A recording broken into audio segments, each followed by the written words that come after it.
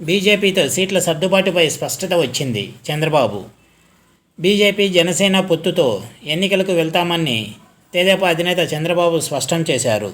Party ముఖ్య నేతలతో శనివారం ఢిల్లీ నుంచి ఆయన టెలికాన్ఫరెన్స్ నిర్వహించారు. 5 ఏళ్లలో జగన్ రాష్ట్రాన్ని దివాలా తీయించారు. ప్రస్తుత పరిస్థితుల్లో రాష్ట్రానికి కేంద్ర సహకారం అవసరం.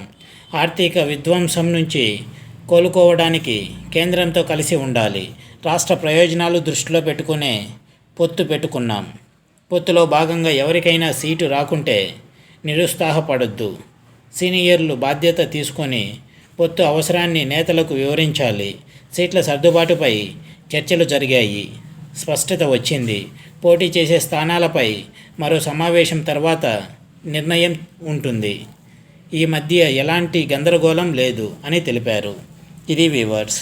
ఢిల్లీకి వెళ్ళిన చంద్రబాబు, పవన్ కళ్యాణ్, అమిత్ షాతో భేటీ తర్వాత చంద్రబాబు ప్రెస్ మీట్లో మాట్లాడిన మాటలు.